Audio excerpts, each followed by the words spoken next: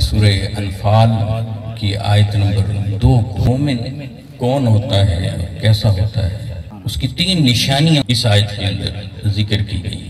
فرمایا کہ انما المؤمنون الذین اذا ذکر اللہ، جو لوگ مومن ہیں، ایمان والے ہیں، جب اللہ کا ذکر ہوتا ہے وجلت قلوبہم، ان کے دل ڈر جاتے ہیں، ان کے دل کے اندر خستگی پیدا ہو جاتی ہے، ان کے دل کے اندر خشیت اترتی چلی جاتی ہے۔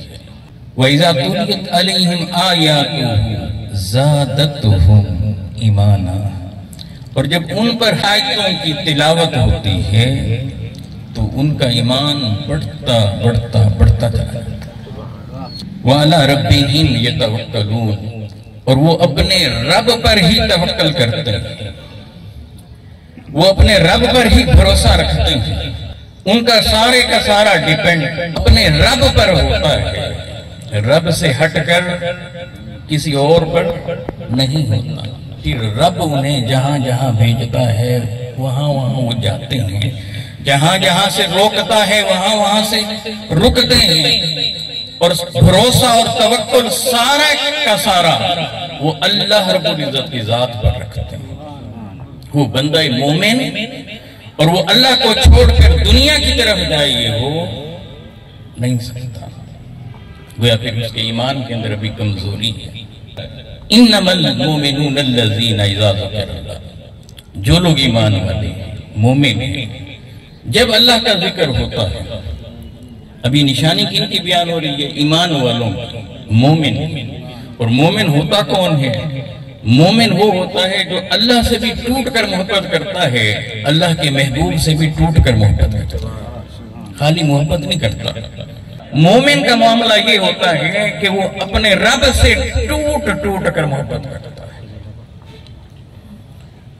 والذین آمنوا اشد حبا للہ، ایمان والے وہ ہوتے ہیں جو اللہ سے شدید محبت کرتے ہیں، ان کی محبت شدت والی ہوتی ہے، ان کی چاہت دائرے میں نہیں ہوتی بلکہ دائرے سے بڑھ کر ہوتی ہے۔ اگر ان کی چاہت دائرے میں ہو تو محبت ہے، اور اگر دائرے سے بڑھ کر ہو تو بس پھر عشق بن جاتا ہے۔ اور مومن اللہ سے عشق کرتا ہے، سب کچھ اللہ کے لیے لٹا دیتا ہے، اور ادھر مخلوق میں سے اپنے آقا و مولا مصطفیٰ علیہ السلام سے بھی ہر شے سے بڑھ کر محبت کرتا ہے۔ صرف محبت نہیں کرتا بلکہ بڑھ کر محبت کرتا ہے۔ لا یؤمن احدکم حتی اکون احب الیہ من ولدہ وولدہ والناس اجمعین، اور کما قال صلی اللہ علیہ وآلہ وسلم، فرمایا کوئی شخص اس وقت تک مومن نہیں ہو سکتا جب تک مجھ سے، اپنے والدین، اولاد، حتیٰ کہ تمام انسانوں سے بڑھ کر مجھ سے محبت نہیں کرتا۔ خالی محبت نہیں کرنی، والدین جیسی محبت نہیں کرنی، اولاد جیسی محبت نہیں کرنی، انسانوں جیسی محبت نہیں، کہا کہ والدین سے بھی بڑھ کر محبت کرتا ہے، اولاد سے بھی بڑھ کر مجھ سے محبت کرتا ہے، تمام انسانوں سے بھی بڑھ کر محبت کرتا ہے۔ اس کا مطلب ہے مومن وہ ہوتا ہے جو مصطفیٰ علیہ السلام سے بڑھ کر محبت کرتا ہے، رک کر محبت نہیں کرتا۔ جب وہ محبت کرتا ہے تو آگے سے آگے چلا جاتا ہے، اس کے اندر تنگی پیدا نہیں ہوتی، اس کا دل جب مصطفیٰ علیہ السلام کی محبت کا معاملہ ہوتا ہے تو کھل اٹھتا ہے۔ ادھر بابا کا ذکر ہو اور ادھر مصطفیٰ علیہ السلام کا ذکر ہو تو اسے اپنے بابا کے تذکرے میں وہ مزہ نہیں آتا جو مزہ اسے مصطفیٰ کے ذکر میں آتا۔ نعرہ تکبیر، نعرہ رسالت، نعرہ خلافت، نعرہ حیدری۔ والدین کی کوئی تعریف کر رہا ہو تو والدین کی تعریف پر بھی وہ خوش ہوتا ہے، مگر اس کی خوشی تو جیتنی تب ہوتی ہے جب مصطفیٰ کا ذکر ہوتا ہے۔ ایک طرف اولاد کی بات چھڑی ہو، کوئی اولاد کی تعریف کر رہا ہو، اسے وہ بھی اچھی لگتی ہے، مگر جب ذکر مصطفیٰ کا آتا ہے تو اسے دیکھ کر دنیا جان لیتی ہے، پہچان لیتی ہے کہ یہ مصطفیٰ کا غلام ہے، حضور سے عشق کرنے والا ہے۔ اس کا چہرہ دیکھیں، نکھرتا کیسے ہے، کھلتا کیسے ہے، مسکراتا کیسے ہے۔ ادھر آقا کا ذکر کھلتا ہے، ادھر اس کی قلبی کیفیات بدلتی ہے، اپنا تن من دھن سب مصطفیٰ علیہ السلام کی ذات پر قربان کرنے کے لیے تیار ہو جاتا ہے۔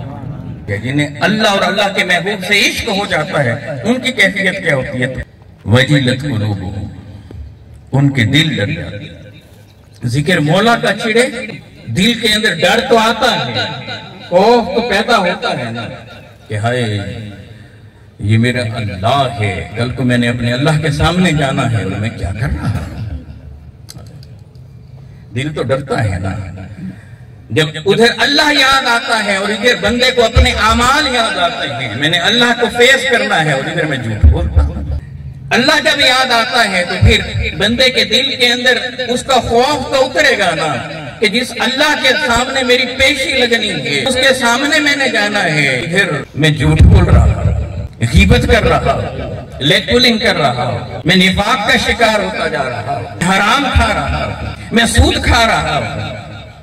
وہ چیزیں جن سے اللہ اور اللہ کے محبوب صلی اللہ علیہ وآلہ وسلم نے روکا تھا، وہ سارے کے سارے کام میں وہ کرتا چلا جا رہا ہوں، تو میں اللہ کا سامنا کیسے کروں گا؟ اللہ کی بارگاہ میں حاضر کیسے ہوں گا؟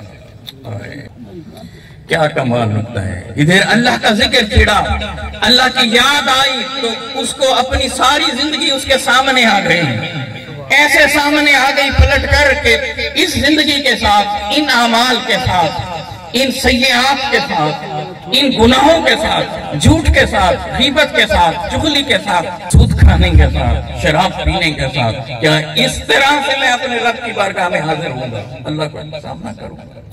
یہ نہیں۔ وجلت قلوبہم، ڈر جاتا ہے، اب وہ گناہوں سے پیچھے ہٹنا شروع ہو جاتا ہے، گناہوں سے بچنا شروع ہو جاتا ہے۔ اور دوسرا زاویہ کہ جب اللہ کی عظمت کا سنتا ہے، اس کے جلال کا سنتا ہے، جب رب تعالیٰ کی شانوں کا سنتا ہے، تو پھر اس کی عظمت اور ہیبت جب اس کے دل میں بیٹھتی ہے تو پھر رب سے ایسے ڈرنے لگ جاتا ہے۔ سیدنا صدیق اکبر رضی اللہ تعالیٰ بیٹھے ہوئے ہیں تو سامنے ایک درخت پر ایک پرندہ ایک پھل کھا رہا تھا۔ فرماتے ہیں کہ کاش کہ میں یہ پھل ہوتا اور مجھے کوئی پرندہ ہی کھا جاتا تاکہ مجھے قیامت کے دن کوئی حساب کتاب تو نہ دینا پڑتا۔ خوف کا عالم دیکھیے، خشیت کا عالم دیکھیے۔ سیدنا فاروق اعظم رضی اللہ تعالیٰ کبھی فرماتے کاش میں ایک تنکا ہوتا اور وہ بھی نہ ہوتا، میں کچھ بھی نہ ہوتا، کیسے اللہ سبحانہ وتعالیٰ کا میں سامنا کروں گا؟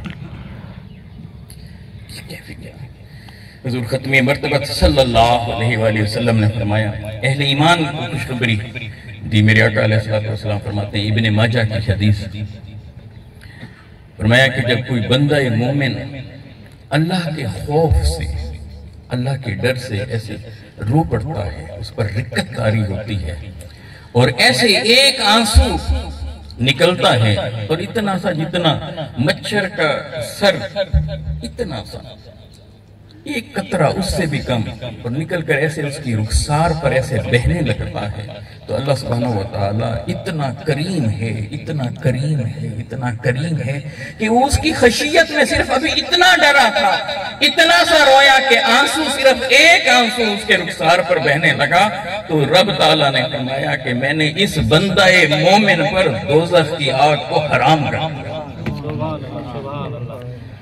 وجلت قلوبہم،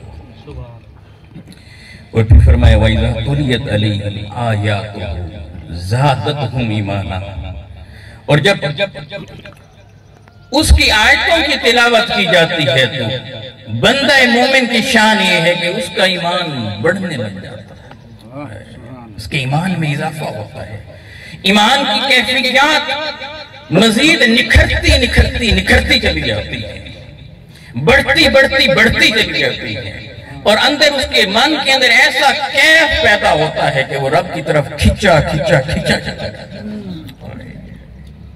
جب وہ اس کی آیتوں کو سنتا ہے کہ پیچھے خشیت ہوتی ہے، آگے آیات کی تلاوت ہوتی ہے، تو اس کی آنکھیں برسنے لگ جاتی ہیں، ادھر رب کا تذکرہ ہو رہا ہے، ادھر رب کا کلام، ادھر اللہ کا ذکر ہو رہا ہے اور ادھر وہ گفتگو جو اللہ اور اس کے محبوب صلی اللہ علیہ وآلہ وسلم کے درمیان ہو رہی ہے، قرآن۔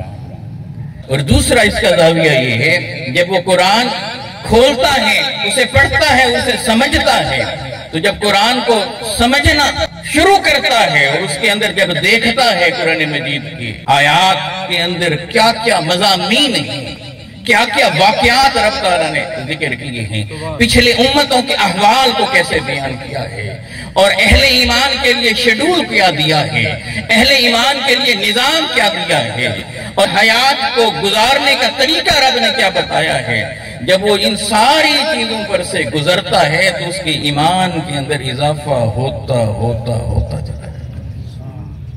اور پھر یاد رکھیں یہ قرآن قیامت تک کے لیے ہدایت ہے، اس کے اندر قیامت تک کے احوال کا ذکر اللہ نے کر دیا ہے۔ اور پھر جب وہ اپنے عہد کے ان احوال کو دیکھتا ہے اور ادھر اپنی کتاب کو پڑھتا ہے کہ 1500 سال پہلے اللہ نے اپنی کتاب کے اندر اس کا ذکر کر رکھا ہے، تو اس کا ایمان اور بڑھتا بڑھتا بڑھتا اور آیت کا ایک معنی معجزے کا بھی ہے، نشانی کا بھی ہے۔ تو جب یہ اللہ سبحانہ وتعالیٰ کے خاص بندوں کا ذکر سنتا ہے، چنے گئے بندوں کا ذکر سنتا ہے، چنیدہ لوگوں کا تذکرہ سنتا ہے، محبوب لوگوں کی بات سنتا ہے، تو پھر اس کا ایمان بڑھتا بڑھتا بڑھتا چلا جاتا ہے۔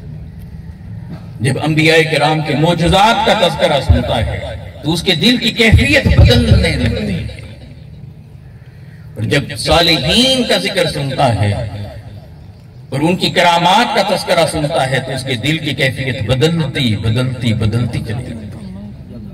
کیا کیا کیفیات ہوتی ہیں جو اس پر بندے پر وارد ہو رہی ہوتی ہیں۔ اور پیغام صرف یہ ہے، جتنا عظیم ہم تذکرہ سنتے ہیں اللہ سبحانہ وتعالیٰ کا، اپنے آقا و مولا علیہ السلام کا، اسلام کا، قرآن مجید کا، تو اس کے لیے اپنے احوال کو بدلنے کے لیے کم از کم اگلی آنے والی جو جنریشن ہے اس پر ہم تھوڑا دھیان دیں۔ اپنے بچوں کے اندر کم از کم 3 چیزیں لازمی ڈالیں۔ پہلے تو یہ چیز ڈالیں، بچپن ہی سے ان میں ڈالیں کہ کبھی حرام کے قریب نہیں جانا، ہمیشہ حلال کھانا۔ دوسرا، جب فرض نماز کا وقت آ جائے، جہاں بھی ہوں آپ کوشش کریں اور ہر کام کو چھوڑ کر آپ اللہ سبحانہ وتعالیٰ کی بارگاہ میں حاضر ہو جائیں اور اپنی جبین کو رب کی بارگاہ میں رکھیں۔ اور تیسری چیز، اٹھتے بیٹھتے چلتے پھرتے درود و سلام پڑھتے رہیں کہ یہ مصطفیٰ علیہ السلام کے قریب کرتا ہے۔ فرمایا کہ جو مجھ پر درود بھیجتا ہے، سلام بھیجتا ہے، قیامت کے دن میرے سب سے زیادہ قریب ہوگا۔ ادھر میرے مصطفیٰ علیہ السلام میرے رب کے قریب ہوں گے۔ گویا انڈائریکٹلی درود و سلام دے کر اللہ سبحانہ وتعالیٰ بندے کو مصطفیٰ علیہ السلام کے ذریعے سے اپنے قریب کرتا ہے، اور جسے وہ محبت سے اپنے قریب کر لے تو اس پر اپنی رحمتوں کے دروازوں کو کھول دیتا ہے۔